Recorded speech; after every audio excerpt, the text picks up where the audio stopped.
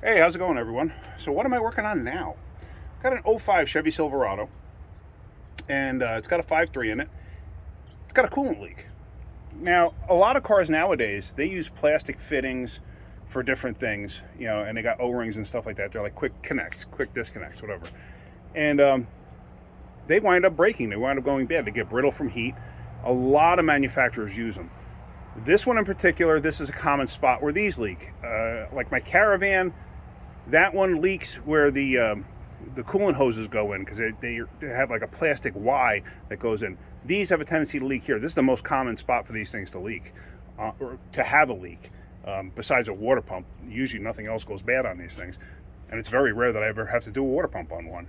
But let me just show you real quick. So up underneath there, those are the two heater hoses that go in, and those are quick connects.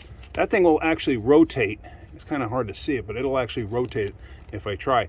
But to get those things off, these are a little bit of a pain. There's two different designs. There's one that actually has tabs that you can push down and then pull the hose off. But what I'm going to do is I'm going to get in there with a tool to twist them to make sure they break free. And then I got these. You have to feed these behind to get them to unlatch. This way you can take them off. So let me get the new fittings and let me see if I can't show you what I'm talking about. Now here's what the fitting looks like. And as you can see inside there, it has O-rings. And see those little 4 tabs? You got to depress those, because that's what locks it in place. Now these are Dorman. Left and right are the same, or inlet and outlet I should say. 800-409. These things are like $13, $14 a piece.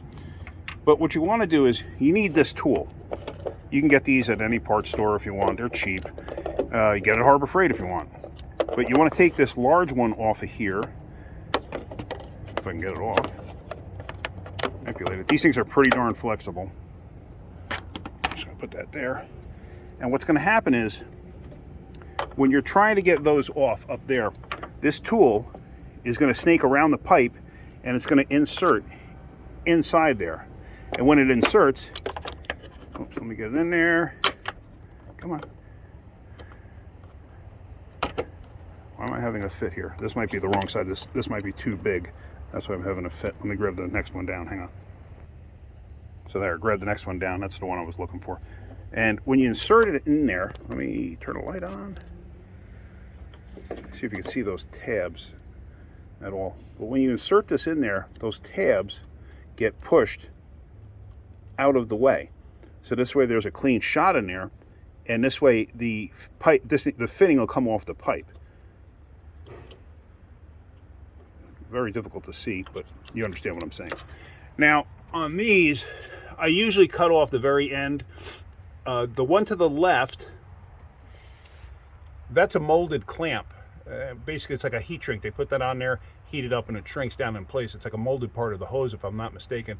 The other one does have a clamp. Usually what I wind up doing is I cut the hoses just off right there, because if you try to put it on to the new fitting here, if you try to put this on with the old piece of hose on this one in particular, I've actually seen it start to leak because the hose actually was partially stretched out. And the clamp, for some reason, created, not that it created an issue, but it can never seal it off correctly. And you wind up over tightening it, and you can actually crush this, and you don't want to do that. So I wind up cutting these things off right at the fitting itself. Yeah, the hoses are a touch shorter, but it's never been an issue. So you can actually buy this hose. They come complete, they're molded, and they go down there. Oh, actually somebody's fixed this once before. Usually it's a molded piece. You see it's got new hose clamps and stuff like that. Usually it's a molded piece that goes all the way up to there. So now I can actually, if I need to, I can actually replace these hoses, which I might actually do. I'm not sure. I'll find out from the customer what they want to do. But let me start getting this ready to get those two off of there. Now unfortunately I can't get closer to the action, but let me see if I can't get in there and maybe you can understand completely what I'm talking about. So now I'm going to try to get the fitting. It goes behind, and you get it around the pipe for the heater core. This is a little bit of a pain, but there you see it's in place.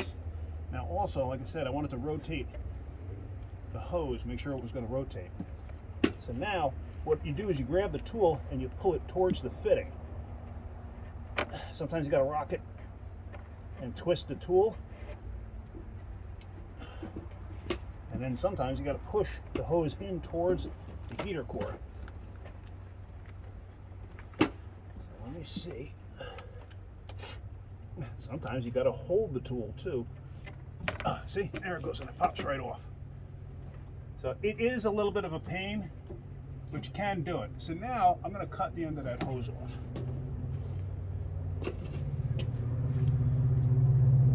All right, so let me see, how is this in the video? Gonna have to be down like this. So what I do is I take, these are hose cutters, and I just basically go right to the end, and actually it is, I'm still in the fitting, and I just slice it off like that.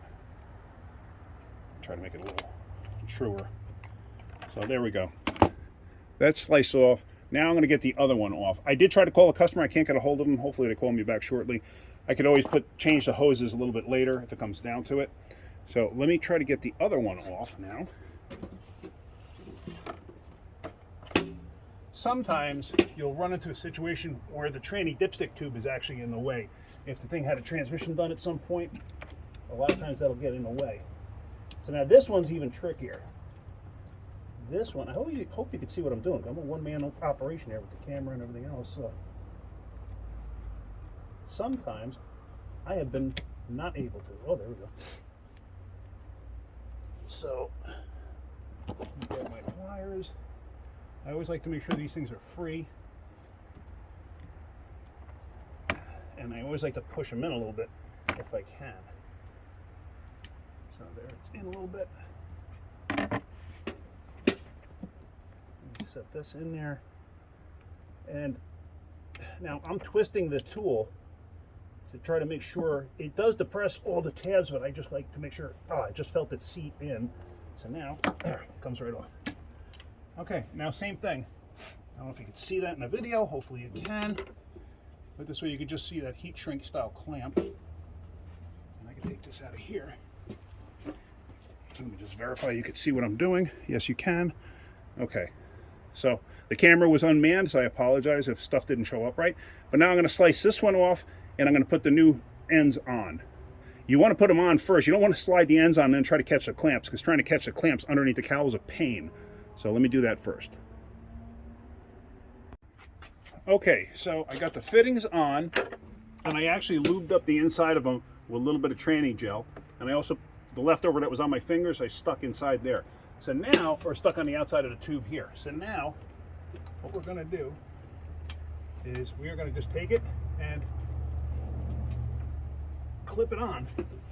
You should be able to hear a clip, but I might not. You know what? I'm going to have to replace the heater hoses, even though I didn't hear from the customer. This one's too short now. So, yeah, this one's too short. So I'm definitely going to have to change it. So it's just a squeeze clamp at the bottom. How about this one? Let's see. Oh, this one will fit no problem.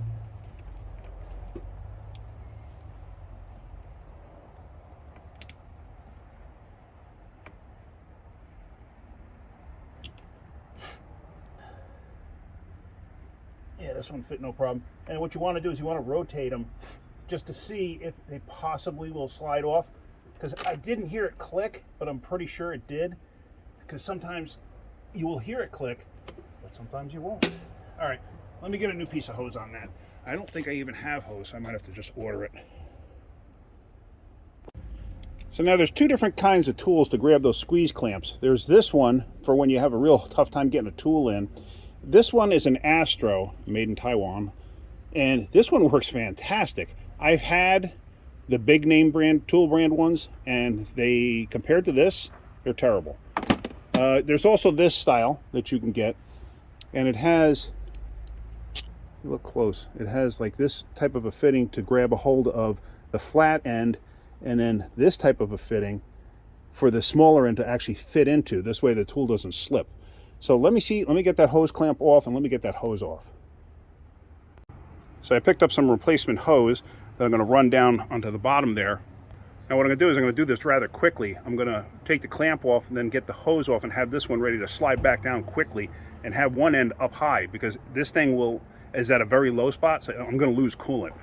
So, you know, right now I don't lose coolant out of those hoses because they're up high, but they're filled with coolant, and think about it. You open it up down below, you're going to have a problem.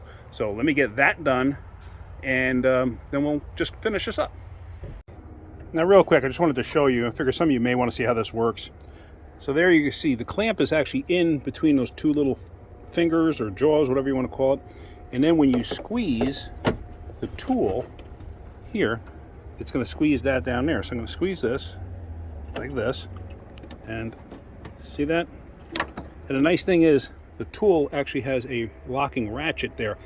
So this way, once you got it down, it'll actually hold in place. See that? So now it makes it easier to take the tool itself off, or the clamp itself off. And then to release, basically you're just going to take the tool, you're going to squeeze it a little bit so you can depress the thumbnail, the thumb switch, whatever you want to call it, the latch, whoops, and then you can let the hose clamp fall down into the fender, and then you'll have to dig it out with a magnet or something. But yeah, I just thought some of you might find that interesting. The little plier set works pretty much the same as that. Yes, I got the clamp out. There it is. It actually fell. It was just sitting up underneath here, so I was able to dig it out. So that's all together now, and everything's good to go. I'm topping off the coolant. Oh, and one other thing. See that? Turns out the hose down below is a 3/4. I didn't realize that. I couldn't get it off the fitting. Somebody put an aluminum fitting in there, or a cast pot metal, whatever it is, but I couldn't get the hose off. I wound up slicing it, not realizing that it was 3/4. I thought it was 5/8. And of course, nobody had a 3/4 to 5/8 section of heater hose local to me. They could have ordered it, but I wouldn't have had it for a day. So I had to put in a downsized sleeve in it. So I did that. It'll be good to go. I usually don't like doing that, but you got to do what you got to do. So now I'm going to start it up, and I'm going to let it burp out the coolant and go from there. So let's do that real quick. Okay, so I got it up and running. This thing does not have a heater control valve in the cooling system. If you had a heater control valve, which is basically like an on-off valve on one of the heater hoses, and what it'll do is it'll actually bypass some of the coolant. This way it doesn't go into the heater core. If you had one of those, then you'd have to turn the heat on. On this, I don't have to worry about it. Now you're hearing a belt squeal because I actually took a water hose and I sprayed down the motor with water just because I had the coolant all over the place. So, but anyway, I'm just verifying the coolant level. I'm going to let it run and then just make sure it's good. I'm going to road test it and we should be fine. So that's it. I hope you got something out of that. I hope you learned how to do something there. So hopefully you got something out of my video. If you get something out of my videos, hit that like button. If you could, please subscribe. All right, guys, have a great day. Keep wrenching.